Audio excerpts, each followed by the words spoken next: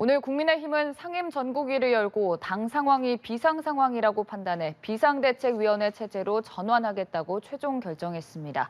이 대표의 비판 수위도 높아지고 있는데 향후 대응에 관심이 모아지고 있습니다.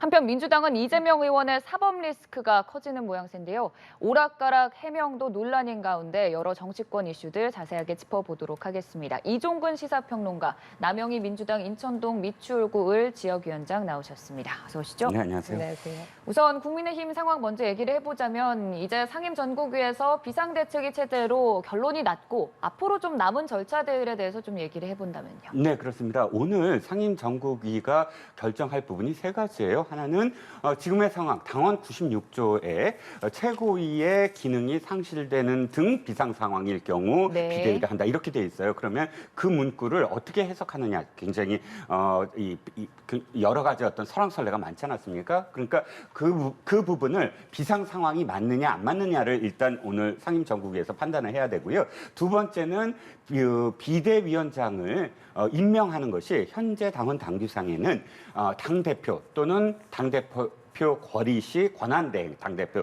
권한대행 이 두 사람만 할 수가 있어요. 근데 현재 권한대행이 없잖아요. 당대표는 당원권 정치고. 그래서 아마도 오늘 의결 중에 당 직무대행도 비상대책위원장을 임명할 수 있다라는 당원 당규 개정안을 의결했을 거예요. 그러니까 이 두 가지를 종합해 봤을 때 이것을 이제 전국에 회부하는 역할. 네. 그러니까 전국위는 이 상임 전국위가 이걸 안건으로 회부했을 때 찬반을 이제 그 9일 날 이것을 찬성한다, 반대한다라는 의결을 하는 기구라고 할 수가 있겠죠. 네, 그러면 9일에 전국위를 통해서 또 최종 결정이 나면은 이제 그냥 비상대책위 체제로 간다가 확실시 되고 바로 진행이 되는 겁니까? 네, 그렇습니다. 전국위원회라고 하면 하나의 정당에서 가장 최고 의결기구가 사실 전당대회예요. 네. 전당대회라는 건 그 당에 속해 있는 모든 이 소속원들이 같이 뜻을 모아서 의결을 하는 것이 전당대회거든요. 근데 전당대회는 수천 명이잖아요. 한 번에 그렇게 쉽게 못 열려요. 그래서 전국위원회 600명 정도의 인원인데요. 600명의 전국위원회에 전당대회가 해야 될 당무에 위임을 해버려요. 그래서 전국위원회가 사실상 전당대회를 대신한 최고 의결기구라고 할 수가 있거든요. 그 전국위원회에서 오늘 상임 전국위가 회부한 안건들을 의결을 한다고 한다면 이건 정당의 정치 행위로서 최고 의결기구에 준하는 그런 의결기구가 의결한 것으로 굉장히 권위를 인정받을 수가 있겠죠. 네.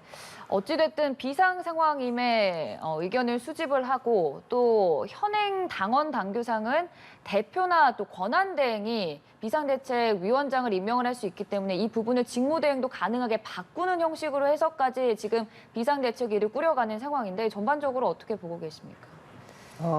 국민의힘에서 비상 상황을 만들기 위해서 무지하게 애를 썼구나. 그래서 결국 비상 상황이 됐구나. 그걸 오늘 보여준 것 네. 같습니다. 당초 이준석 당대표가 선출된 권력이거든요.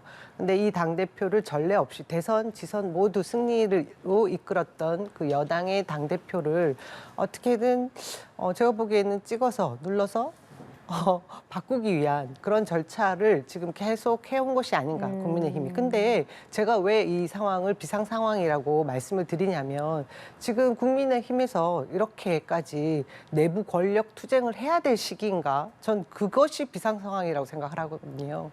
전반적으로 지금 국가가 위기인 상황이라고 생각하는 분들이 굉장히 많습니다. 총체적인 외부의 그 문제들로 인한 뭐 고물가, 고환율, 뭐 여러 가지 삼고 사고 뭐 현상들 얘기를 하죠. 그런 경제 위기와 더불어서 국내의 정치가 안정이 돼야 이런 위기를 돌파할 수 있는데 그것은 외면한 채 오로지 내부의 권력 다툼만 하고 있는 모습을 보여주는 그런 집권 여당에 대한 이 상황이 비상 상황인데요. 이 비상 상황을 초래한 것이 누굽니까? 국민들이 아닙니다. 그 내부 권력자들이거든요. 그 내에 가장 중심에 있는 인물이 또 지금 윤석열 대통령이 아닌가 하는 그런 의심까지 자아내게 했습니다. 그것은 당 대표의 그 징계 관련 부분에 있어서 이것을 사고로 치부할 것인가, 권리로 치부할 것인가를 놓고 해석이 분분하던 상황에 직무 대행을 맡기로 했던 권성동 원내대표는 사고로 규정을 했었거든요. 네. 근데 이 상황을 또 뒤집어 엎는 상황이 발생한 겁니다. 그래서 이런 총체적인 모든 부분이 저는 뭐 국민의힘의 당원 당규가 아주 무용지물이 돼버렸다 이런 얘기는 하고 싶지 않습니다. 사실 당원 당규가 우리가 알고 있는 국가의 뭐 헌법 이 정도의 문제는 아니라고 볼 수 있거든요. 어떤 정치적인 사안에 있어서 정무적인 뭐 해석으로 충분히 바꿀 수 있는 건 있습니다. 그런 여지가 충분한 것이 정치거든요. 그래서 저는 지금 현재 국민의힘이 당원 당규의 그 절차와도 다른 상황들을 연출하고 있지만 그것을 크게 지적하고 싶지는 않습니다. 근데 가장 큰 문제는 지금이 이렇게 국민의힘 내부에서 권력 다툼을 위해서 비상 상황을 만들어야 될 것인가? 이것이 진짜 심각한 문제라고 생각합니다. 정말 말 그대로 지금 국민의힘은 비상 상황이다라는 점과 함께 결국 이 비대위 체제로 전환이 되면 이준석 대표가 돌아올 길은 거의 막히는 상황, 이 부분에 대한 걸 언급을 해주셨거든요. 네, 그렇습니다. 아마 제가 지금 속보를 못 봐서 그 다음 상황이 어떻게 되는지 모르지만 오늘 조혜진 의원과 그다음에 그 하태경 의원이 개정안, 네. 상생 개정안이라고 좀 언론은 표현했더만요. 그 개정안도 아마 상정을 해달라라고 주장을 했던 것으로 압니다. 그러면 전국위원회에서 만약에 오늘 상임정국에서 그 안을 전국에 회부하겠다라고 결론을 내렸을 경우는 전국위원회에서 그 안까지 아마 이 찬반 토론이 의결에 붙일 것으로 봅니다. 그 안은 뭐냐면 비상대책위원회의 그 기간을 어떻게 할 것이냐. 즉 현재는 뭐냐면 새로운 당 대표와 최고위원이 선출될 때까지 비대위가 존속하게 돼 있어요. 그런데 지금 조혜진 하태경 의원이 그 개정안을 내는 거는 당원 당규상에 사고 시 돌아올 때, 당대표가 돌아올 때까지 뭐 이렇게 새롭게 규정을 했습니다. 그래서 아직 결론은 모르겠어요. 그게 만약에 회부가 돼서 뭐 정국위가 그거를 부결한다든지 뭐 하면 말씀하셨듯이 돌아오지 못하는 상황이 되고 그 안으로 뭐 토론을 해서 그 안으로 되면 돌아오는 길이 열리죠. 하지만 솔직히 말씀드리면 전체적인 어떤 분위기, 어떤 네. 상황 자체가 아마도 그렇게 될 가능성은 없어 보입니다. 여러 가지 정황상. 그러면 문제는 이거예요. 이준석 대표에게 전혀 책임이 없느냐, 이 비상 상황에 대해서. 사실은 책임이 전혀 없다고 볼 수는 없겠죠. 대표의 어떤 권한이란 건 굉장히 막강해요. 뭐 2천만 원의 무슨 그 카드를 쓸 수 있는 뭐 그런 권한, 이것이 아니라 그 이상으로 당원들을 만날 수 있고 또 시도당 회의를 할 수 있고 자기가 사람들을 아우를 수 있는 여러 가지 권한이 당대표한테 다 있거든요. 그렇다면 이 지경까지 사실 자신을 정말 지지할 수 있는 그런 세력을 못 만들었다? 그 세력, 그러니까 나쁜 의미가 아니라 지지할 수 있는 어떤 토대를 사실 이준석 대표가 왜 못 만들었냐? 너무 이 당을 갈라치게 하는 어떤 분위기. 그러니까 지난 1년 동안에 윤석열 검찰총장, 윤석열 경선 후보, 윤석열 대선 후보 이런 이 상황들에서 윤석열 당사자에게 얼마나 많은 사실 폭언과 비난을 쏟아냈는지에 대해서 공감하고 있는 당원들도 분명히 있거든요. 그렇다면 좀 더 대의를 위해서 당대표스럽게 이 선거가 끝난 다음에 당을 아울러줬으면 어땠을까. 그런데 이 당대표의 좀 아쉬운 점은 뭐냐면 자신을 공격하고 비난하는 거 충분히 있을 수 있어요. 왜냐하면 주류와 비주류, 당은 언제나 비주류는 당대표를 중심으로 한 주류를 공격하고 비판할 수 있는 거거든요. 그걸 어떻게 하느냐의 차이인데 한 번 한마디 하면 10마디를 되돌려주는, 그리고 뭐 언론에 계속 나와서 당대표가 자신의 생각을 다, 속내를 다 내놓는 것, 이런 행동들이 과연 당의 중심인 어른스러운 어떤 당의, 그러니까 이 생물학적 나이의 어른스러움이 아니라 당 대표로서의 어떤 그런 직위를 계속 수행했느냐에 대한 반론도 안에 분명히 있거든요. 그래서 제 생각에는 아마도 9일에 그 전국위원회는 지금 전체적인 어떤 흐름 속에서 그냥 비대위 체제로 가고, 비대위는 조기 전대를 가는 관리형으로 가고, 그래서 조기 전대가 이루어지는 게 아니냐. 그렇다면 이준석 대표의 다시 복귀는 이 당원 당규상으로는 힘들어지는 상황이 될 가능성이 큽니다. 그래서인지 이준석 대표도 한 3주 정도 잠행을 이어가다가 지금에서 좀 강하게 발언들을 내놓고 있는 게 그 이전에 문자 메시지를 두고도 당대표가 내부 총질을 한다는 말 자체가 형용 모순이다. 윤 대통령을 직접적으로 겨냥하는 듯한 발언까지 좀 강경하게 대응을 하고 있거든요. 입장 바꿨어요, 확실하게. 아, 네. 지금까지는 대통령을 언급한 적이 없어요. 네. 윤핵관이 잘못됐다라는 게 일관된 흐름이었습니다. 그런데 지금 대통령을 직격을 했어요. 지금 어제부터 오늘의 어떤 네. 흐름이 바뀌고 있습니다. 확실하게. 이것은 자신이 지금 적극적으로 방어할 길은, 그리고 또 자신을 지지하는 뭐 청년 당원들이라든지 이 지지자들을 결집할 수 있는 방법은 나의 어떤 그런 이 상대를 대통령으로 해야 된다라는 정치적인 계산이 나온 것 같아요. 근데 이것도 굉장히 아쉽죠. 저는 진짜 권하고 싶은 건 지금 이준석 대표에게 사퇴를 스스로 하라. 사퇴를 스스로 했을 경우 도리어 더 많은 지지를 얻을 것이다. 그것은 역설적이지만, 왜냐하면 이 사퇴가 본인의 어떤 뭐 잘못이라든지 비상 상황을 만든 것에 대한 책임을 지라는 그런 뜻이 아니라, 지금 당을 위해서는 내 사퇴가 필요하다. 내가 잘잘못의 문제가 아니고 당이 정상적으로 돌아가는 건, 그를 위해서는 선당후사, 나의 모든 것을 다 바칠 수 있다. 이준석 대표가 강한 대응을 했고 이 부분에 대한 비판의 목소리를 내주셨는데, 우선 이 전국 상임위 결과를 조금 짚어보자면 당을 비상 상황으로 하는데 유권 해석을 했고, 또 최고위 안과 조혜진 의원의 발의안 두 가지 논의안에 대해서 찬성 투표를 붙인 결과 최고위원 40명이 참석한 가운데 26명이 기존의 비상대책위 체제로 전환한다는 최고위의 안을 선택을 했고, 10명이 이준석 대표가 이 사고로 처분을 받은 이후에 돌아올 수 있도록 개정안을 낸 부분에 대해서 찬성을 했고, 4명은 기권을 한 상황입니다. 그 결과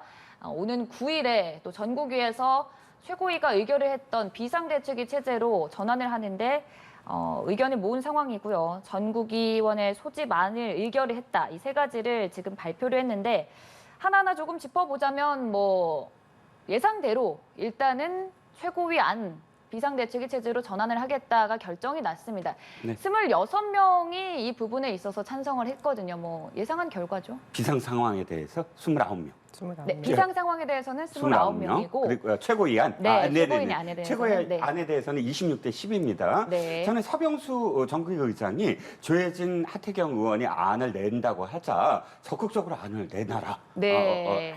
그 발언을 딱 한 순간 이렇게 생각을 했어요. 둘 다 그러면 혹시 전국위로 회부해서 전국위에서 이 두 가지 안 중에 하나를 채택하게 만들려고 하는 게 아니냐. 네. 좀 더 그러면은 여지가 좀 더 있잖아요. 그런데 그렇지 않고 둘 중에 하나를 선택하게 네. 발의를 한 것 같아요. 그래서 26대 10으로 됐습니다. 일단 이 조혜진, 하태경 안도 보면 비상을 인정한 거예요. 그러니까 비상을 인정하고, 하지만 비대위를 간다. 하지만 비대위원을 임기를 얘기한 거예요. 그래서 이준석 이 대표 쪽이라고 하는 그런 의원들조차도 일단 비대위 전환에 찬성한 거거든요. 결과적으로 그 안을 냈다는 건. 네. 그러니까 첫 번째 이걸 비상 상황이다라는 건 그건 무조건 통과되는 거고요. 네. 두 번째 이제 최고위 안이 되는 건 아마도 조혜진, 하태경 안을 둘 다 상정하면 어쩔 수 없이 최고위 안으로 갈 수밖에 없지 않을까요? 전체적인 어떤 구도상 이 상임전국위원회 어떤 구도가 뭐 시도당 위원장이라든지 뭐 전국위 의장이라든지 전체적으로는 이 주류의 흐름에 따라갈 수밖에 없는 그런 구조예요. 그래서 아마 유이동 의원이 굉장히 반대를 했던 것 같은데 네. 유이동 의원의 목소리가 제대로 크게 반영은 안 된 것 같습니다. 그래서 전체적으로는 예상했던 대로 이렇게 된 게 아니냐, 이변은 없었다, 이렇게 말씀을 드릴 수가 있습니다. 예상했던 대로다 말씀해 주셨는데 그 결과 어떻게 보셨나요? 말씀대로죠. 뭐 중요한 것은 네. 지금 비상대표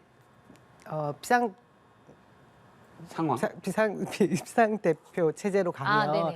남은 임기를, 그러니까 2024년 공천권을 가질 수 있는 명실상부한 당대표를 뽑기 위한 중간 과정을 메꾸기 위한 거라고 봐지거든요. 네. 결국은 당대표 선출에 있어서 어떤 과정을 거칠까를 지금 그 절차를 나름대로 굉장히 합리적이고 상식적인 선에서 국민들의 그 동의를 받기 위한 것으로 지금 내세우기 위해서 이런 절차들을 밟고 있는데요. 저는 아까 말씀드린 것과 똑같이 지금 이루어지는 모든 상황들이 비상 상황을 자초하고 만들어내는 것이기 때문에 그 국민의힘에서 얘기하고 있는 이 다양한 내부적인 절차 이것들이 사실상 그다지 제가 보기엔 중요한 일도 아니고요.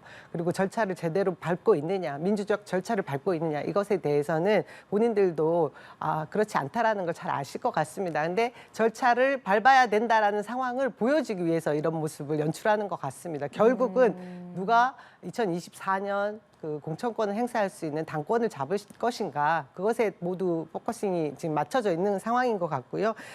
비상대책위원장을 누가 맡게 될 것인가 이 부분도 저는 다 결론 나와 있다고 봅니다. 이 상황이 네. 이준석 당대표를 몰아낸 이후에 뭐 윤석열 지금 현재 대통령이 내부 총질만 하던 당대표 나가니까 지금 잘하고 있다. 이렇게 아예 그러니까 지칭을 했잖아요. 명확한 문구로. 그러니 뭐 윤석열 대통령이 임명할 수 있는 그런 사람, 선택할 수 있는 사람으로 비상대책위원장도 맡게 될 것이라는 생각이 들고요. 이후에 당권도 그때는 조금 달라질 수 있을지 모르겠습니다. 오늘 발표된 갤럽 여론조사도 보면 대통령 지지율이 정말 바닥을 보여주고 있습니다. 뭐 급전직하한 모습인데요. 24% 정도 나온 결과도 봤습니다. 근데 이후에 추석 전후에 대통령의 지지율이 어떻게 가느냐에 따라서 국민의힘 내부의 이런 분란 이런 것들이 수습되는 과정에 있어서 주류, 비주류라고 말씀하신 저희들이 보기에는 윤핵관이 아닌 뭐 이런 분들과 나눠지면서 또 당권 경쟁은 조금 변화가 있을 수 있다는 생각이 들거든요. 그것은 결국 무엇이냐. 국민의 힘을 지지하는 당원 또는 지지자, 국민들의 그 민심이 어디로 작동하느냐에 딸린 것 같습니다. 그 과정에 있어서 지금 이준석 당대표가 어떤 스탠스를 취할 것이냐. 저는 이것이 굉장히 중요할 것 같은데요. 아까 우리 이종근 평론가께서 만일에 자진 사퇴를 했다라고 하면 네. 사법 리스크도 떠안지 않아도 된다는 말씀이 저는 굉장히 위험하게 들렸어요. 그럴 수도 있는 것을 왜 스스로 자진 사퇴를 하지 않으면서 이런 위험을 감수하고 있는지에 대한 부분을 말씀하시는데 이것이 과연 온당한 법치주의를 말하는 것인지 이 부분이 굉장히 심각한 것 같고요. 중요한 것은 이 모든 적인 요소를 다 떠안고라도 저는 이준석 대표는 자신의 그 목소리를 절대 뭐 스피커를 줄이거나 하진 않을 것 같습니다. 뭐 효력 정지 가처분 신청도 할 것 같고요. 저희 정치가 사법적으로 뭐 이렇게 저는 처리되고 하는 부분에 대해서 바람직하지 않다라고 생각하지만 지금 이루어지는 모든 절차들이 당원 당규도 위배하고 있고 어떤 세력의 힘에 의해서 눌러지고 있어서 자신을 찍어내고 있다라는 부분에 대한 불만을 충분히 얘기할 수 있기 때문에 전 이런 쟁송 과정도 있을 거라고 생각이 들고요.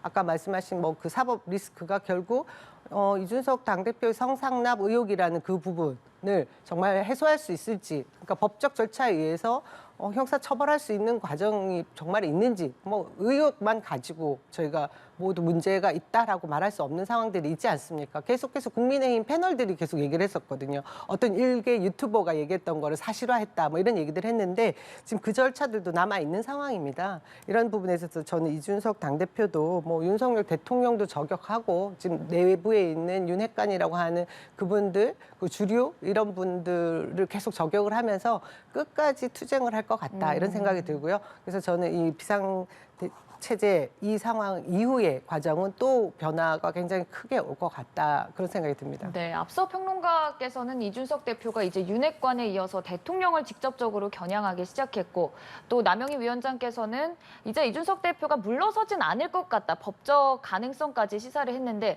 이렇게 된다면 좀 이준석 대표와 윤핵관, 윤 대통령 간의 갈등이 봉합될 가능성은 적은 겁니까? 현재 드러난 것으로서는 굉장히 뭐 그럴 가능성이 없어 보입니다. 네. 그러니까 아까도 말씀드렸지만 이준석 대표의 입장이 바뀌기 시작했다는 것, 대통령을 직접적으로 지금 공격하기 시작했다는 것. 그런데 문제는 아까도 말씀드렸지만 대의가 큰 정치를 보여야 된다라는 말씀을 왜 드리냐면 일찍이 그 집권 여당의 당 대표가 그 대통령을 공격을 해서 자기 정치를 하는 사람 중에 성공한 사례가 없다는 점이에요. 대표적으로 정동영 열린우리당 의장이 있습니다. 정동영 열린우리당 의장이 당 지지율이 떨어지고 노무현 대통령의 지지율이 떨어지자 청와대를 직접 찾아가고 사실상 하극상에 그 가까운 그런 자기 주장을 합니다.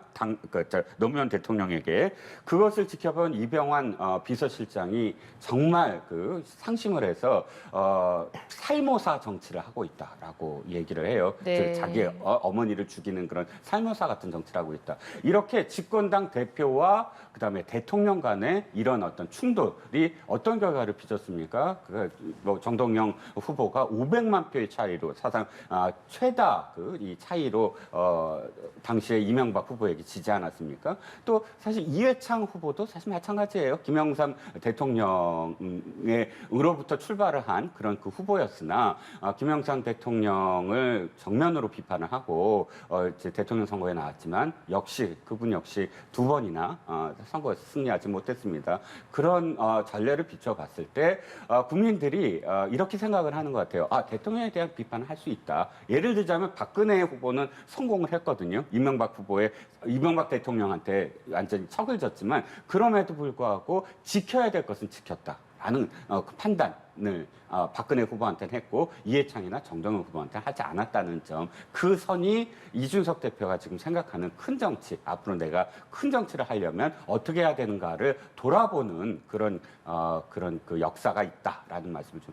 드리고 네, 싶습니다. 이준석 대표의 반발은 계속될 것이다. 두 분 모두 예상을 해주셨는데 일단 국민의힘에서는 비상대책위 체제로의 전환의 가속도가 붙는 모습입니다. 그 이전에 비상대책위 체제로 전환을 하겠다라고 결정이 나고 떠올랐던 논제가 지금이 비상 상황이냐. 이 부분이 오늘 상임 전국위에서 40명의 최고위원 중 29명이 찬성을 해서 지금은 비상 상황이다라는데 의견을 모았고요. 또 당원 개정안 이 부분은 이제 앞서 잠깐 언급을 했다시피 비상대책위원장직을 임명을 하는 데 있어서 그 이전에 대표나 또 권한대행에서 이제는 직무대행까지 가능하도록 이 부분은 오는 9일에 또 전국위에 올라갈 예정이고 또 함께 전국위 요구에 포함되는 부분이 비상대책위원장직을 누가 맡느냐 임명에 관련된 부분입니다. 앞서서 위원장님께서 뭐 누가 될지 조금 예상은 간다라는 말씀을 해주셨지만 하마평에 오른 인물들 중에 가능성이 높은 사람을 좀 얘기를 해보자면요. 일단 지금 외부냐 내부냐 이 논쟁부터 시작을 하고 있는데요. 사실 내부의 그 비상대책위원장이 될 가능성이 굉장히 높습니다. 왜냐하면 지금 전체적인 흐름이 조기 전대로 가는 관리형 그 비대위로 입장이 모여지고 있거든요.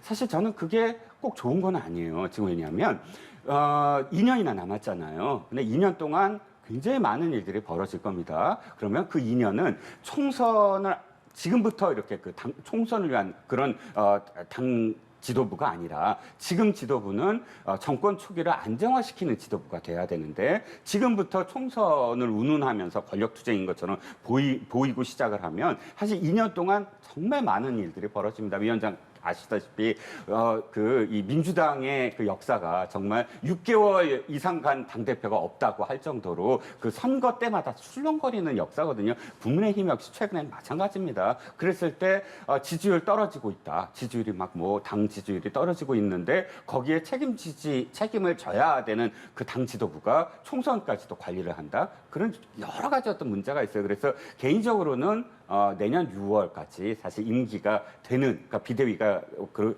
6월까지 가거나 혹은 지금의 상황이 좀 안정되게 가기를 원했는데 비상 상황이라고 해서 조기 전대로 가면 그 조기 전대로 말미암아 아마 총선을 겨냥한 당 지도부가 들어설 겁니다. 그랬을 때 과연 안정적인 국정 운영에 그런 어떤 뒷받침해 줄 수 있는 축이 될 거냐? 그건 좀 미지수예요. 하지만 그럼에도 불구하고 그렇게 가야 된다면 비대위원장은 안정형, 관리형, 무난한 그런 위원장으로 갈 거고 그게 이제 우상호 위원장의 역할과 비슷할 겁니다. 우상호 위원장이 어쨌든 86그룹이긴 하지만 그럼에도 불구하고 86을 편들거나 하지 않고 전체적으로 지금 안정적으로 전당대회까지 지금 이양을 하고 있지 않습니까? 그래서 그런 우상호 위원장을 떠올린다면 5선급의 여러 뭐 의원들이 있지만 조경태 의원 같은 경우 좀 당과 직접적으로 정파적으로 얽히지 아니한 그런 5선 의원도 있고요. 또 김영선 의원이나 또 김태호 의원 3선이지만 그럼에도 불구하고 덕망은 굉장히 높다고 이제 평가를 받는 이런 좀 전체적으로 척지지 않고 여러 사람들이 함께 고개를 끄덕일 수 있는 몇몇 그런 중진 의원들로 구성이 될 걸로 네, 생각됩니다. 오는 9일에 또 새롭게 이 비대위 관련돼선 가닥이 잡힐 것으로 보이고요. 민주당 상황도 짚어보겠습니다. 이제 곧 전당대회를 앞두고 이재명 의원을 둘러싼 사법 리스크가 계속 커지고 있는 게 또 어제 새롭게 공개된 사실이 이재명 의원의 배우자 법인카드 유용 의혹을 수사하는 과정에서 참고인 조사를 받은 사람이 원래는 이재명 의원이 관련이 없다고 했는데 밝혀진 사실에 따르면 배우자 선행 차량을 운전했던 기사였다. 이 부분이 좀 논란이 되고 있습니다. 네, 뭐 문제를 삼으면 문제가 되죠. 근데 결국 그 해명을 보면 네. 이재명 후보와 김혜경 여사는 그 지금 사망했다란 안타깝게 돌아가셨다는 그 분과 직접적으로 모를 수밖에 없는 상황이 있습니다. 저희가 그 선거 캠프를 보면 일정을 담당하는 그 수행팀이 있고 후보자와 뭐 배우자. 근데 그 이전에 그 일정을 어떻게 잘 조정할 것인가 그리고 현장에 가서 현장을 답사하는 팀이 있는데 그 팀의 차량을 운전을 한 것 같아요. 그러니 사실 이렇게 절대 겹쳐서 얼굴을 볼 수 있거나 할 수 없는 구조는 확실합니다. 제가 그 설명을 여러 번 이제 드렸는데요. 그래서 이재명 후보는 그 당사자를 몰랐다고 하는 것이 사실 뭐 여러분들이 의혹은 가질 수 있지만 믿어도 되는 상황이 있다 그런 말씀을 드리고요. 그럼에도 굉장히 송구하다. 어떤 죽음에도 그 앞에는 명복을 빌어야 되는 그런 마음이 저희의 기본적인 자세라는 것은 또 한번 설명을 했죠. 근데 그런 것을 저희들이 왜 애초에 너무 잘 알고 있고 뭐 그 죽음이 안타깝습니다라고 시작을 하면 그 이후에 돌아올 또 후폭풍들이 너무 큰 게 지금 현실입니다. 이것이 굉장히 비정한 정치 현실인데요. 저희가 아까 우리 앵커께서 사법 리스크라는 표현 단어도 이것이 적절하지 않다라고 느끼는 부분이 그런 부분입니다. 이것이 직접적으로 이 사건의 문제가 이재명 후보와 연관이 없다라고 할 수 있는 문제를 두고도 사법 리스크라고 치부해버리면 마치 관련이 있는 것처럼 느껴지거든요. 그래서 저희는 이전 대선 상황에서 여러 가지 의혹들이 불거지지 않았습니까? 그런데 그것은 어떤 후보에게도 있을 수 있는 일이고 그것 네거티브의 한 요소였거든요. 그것들이 마치 실체적 뭔가 사건으로 문제가 있는 것처럼 치부해버리면 이것이 이제 사법 리스크가 되는 것인데 저희가 볼 때에는 그건 그냥 정치적인 수사였고 지금 현재 일어나고 있는 그 과잉 수사는 정치 보복 수사와 다름없다라고 보고 있습니다. 그러니 그렇게 대응을 할 수밖에 없는 것이었고요. 당내 선거에서도 지금 후보들이 어쩔 수 없이 대립각을 내세워야 되기 때문에 사법 리스크란 단어를 쓰는 후보도 있습니다. 그것에 대해서 당원이나 지지자들은 동의를 많이 하지 않는 것은 이제 알아주셨으면 좋겠고요. 내부에서도 그 단어만은 쓰지 말자 뭐 이런 얘기들을 합니다. 그래서 결과는 결국 뭐 형사 처벌되는 과정들 그 결과들을 봐야 알겠지만 이번 그 법카 문제 때문에 한 목숨을 잃은 그 상황에 있어서 너무 안타까웠던 것은 그 개인이 얼마나 그 수사에 대해서 압박을 받고 힘든 고통을 겪었으면 목숨까지 끊겠느냐. 이 과정에 있어서 저희들이 중요하게 봐야 될 것은 도대체 어떻게 수사를 하고 있느냐. 이런 부분이 먼저 선행되어야 된다. 그 문제점을 지적해야 된다. 저는 그렇게 생각합니다. 네. 근데 또 경찰은 지금 이재명 의원의 옆집인 경기도시 주택공사 합숙소가 또 선거사무소로 쓰였다는 부분에 대해서도 의혹을 수사 중인데 계속해서 이 수사가 진행 중인 상황에 대해 좀 바라보시는 시각이 다를 것 같습니다. 네, 그 부분도 이해가 가지 않죠. 그 옆집에 그런 경기도 도시개발공사의 직원들이 있는데 몰랐다. 그리고 그건 우리랑 상관이 없다라고 발표를 했습니다. 하지만 경찰 발표대로라면 그러면 그 집에 있는 사람들이 부동산에 내놔야 되는데 배모 씨, 그러니까 김혜경 씨의 법화와 연관되어 있는 그 5급 공무원 배모 씨가 부동산에 내놨다라고 한다면 그 집 역시 이 배모 씨와 또는 배모 씨의 지시를 내릴 수 있는 상하 관계인 또 모든 책임을 질 수 있는 이재명 당시 지사의 지시를 받고 배모 씨가 그렇게 한 것이 아니겠느냐는 의혹이 또 생깁니다. 자, 그런데 이게 사법 리스크냐 아니냐 또는 이게 과잉 수사냐 아니냐 이렇게 지금 하는 민주당 쪽이 있는 이 진영 말씀이 있는데 이 수사 시작은 이재명 후보로부터 출발했습니다. 이재명 후보가 감사해라.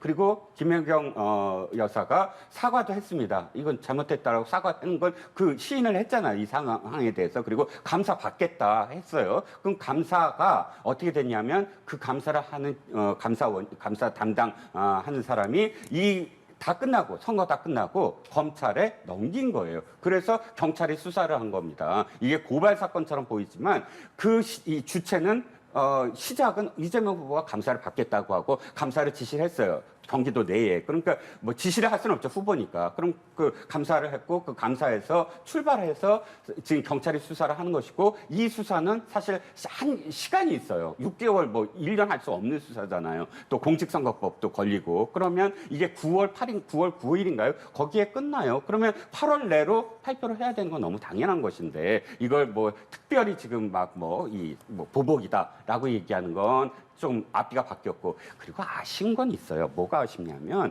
자 진짜 수행했다라고 하더라도 이미 이 김모 씨는 JTBC 보도로 작년에 나온 사람이에요. 동일 인물인 걸 이번에 알았지만 즉 작년에 3개월간의 경선 기간 동안 렌터카를 얼마 썼고 해서 정치자금과 관련돼서 선관위에 신고를 했는데 JTBC가 그걸 특종을 했어요. 그 얼마를 썼다. 1,500만 원 기사로 썼다. 그때도 김모 씨라고 되어 있어요. 근데 그때 그렇게 됐다면 동일 인물이라는 걸 몰랐다는 것도 이상하지만 동일 인물을 몰랐다고 하더라도 그 밝히는 데 있어서는 수행 기사였다라고 하고 사실 출발을 하는 것과 나는 상관이 없다, 모른다라고 했다가 그래 앞에 있는 차였다라고 하는 것과는 차이가 있다는 겁니다. 예, 말씀 저는 이해는 하는데 문제는 아까 저희 평론가님 얘기하신 속에 있습니다. 뭐냐?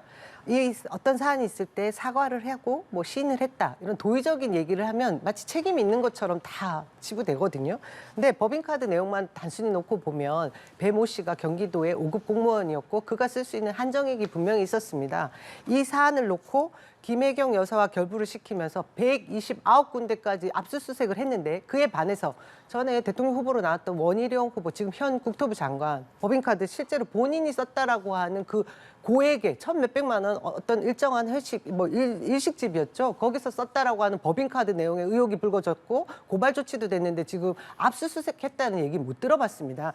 이런 부분이 과잉 수사라고 하는 것이고요. 정치적 수사라고 얘기를 하는 겁니다. 그래서 저는 이 수사 당국도 그렇고 언론도 그렇고 형평성 있는 그런 조치들이 필요하다. 그 생각을 말씀드립니다. 네, 알겠습니다. 지금까지 이종근 평론가, 남영희 위원장과 함께했습니다. 고맙습니다. 고맙습니다.